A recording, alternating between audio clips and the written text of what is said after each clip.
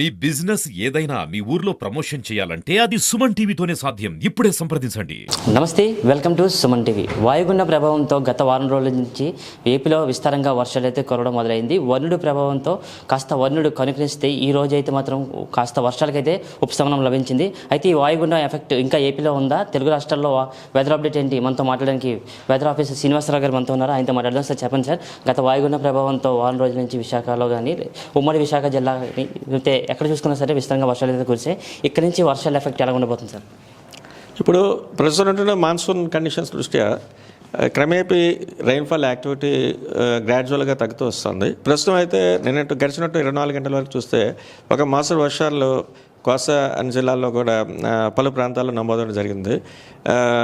అత్యధికంగా అయితే బొబ్బిలి, పాలకొండలో అయితే 5 సెంటీమీటర్స్ చొప్పున, నెక్స్ట్ సోంపేట, సీతానగరం, అనకాపల్లిలో అయితే 4 సెంటీమీటర్స్ చొప్పున వర్షపాతం నమోదవడం జరిగింది. ఇలాగా సమ్ 2 to 3 సెంటీమీటర్స్ పలు ప్రాంతాల్లో అయితే నమోదు జరిగింది. కానీ ఇది రైన్ఫాల్ యాక్టివిటీ కొంచెం గ్రాడ్యువల్గా తగ్గుముఖం పట్టొచ్చును. నెక్స్ట్ కమింగ్ 3 to 4 డేస్ వరకు కూడా మనం ఒక మోస్తరు వర్షాలు అక్కడక్కడ కోస్తా అన్ని జిల్లాల్లో కూడా వచ్చే ఛాన్స్ ఉన్నాయని మనం అయితే చెప్తున్నాం.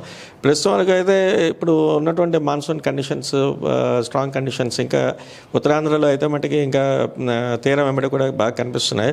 అంచేతే ఇప్పుడు ఉన్నటువంటి ఈ కండిషన్ దృష్ట్యా తీరం వెంబడి కూడా బలమైనటువంటి ఎదురుగాలు గంటకి 45 నుంచి 50 కిలోమీటర్ల వేగంతో ఇంకా ప్రస్తుతం ఇంకా కంటిన్యూ అవుతున్నాయి. అలాగే సీ కండిషన్ కూడా ఉత్తరాంధ్ర తీరంలో అయితే కంటిన్యూ అవుతుంది. వీటి దృష్ట్యా ఈ తీరం వెంబడి ఉన్నటువంటి మత్స్యకారులందరినీ కూడా వేటకు వెళ్ళొద్దని చెప్తున్నాం.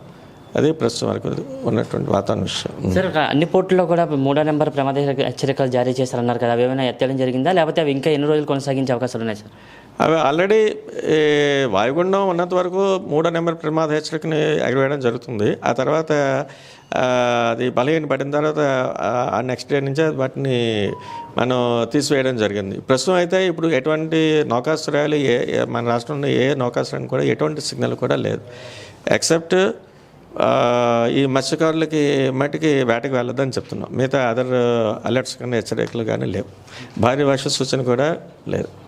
సార్, ఇంకా నెక్స్ట్ అల్పపీడనం లాంటివి ఏమైనా వచ్చే అవకాశాలు ఉన్నాయా సార్? ఏర్పడే అవకాశాలు ఉన్నాయా? లేదా ప్రజెంట్ అలాంటి అల్పపీడనం లాంటి ఏవి వచ్చే అవకాశాలు ఏంటి? ప్రస్తుతం అయితే అటువంటి సూచనలు అయితే మన డిపార్ట్మెంట్ ద్వారా అయితే మనం ఇవ్వట్లేదు. ఇటున్న పరిస్థితి మనం చూసుకున్నట్టయితే మాత్రం వెదర్ ఆఫీసర్ చెప్పడం జరుగుతుంది.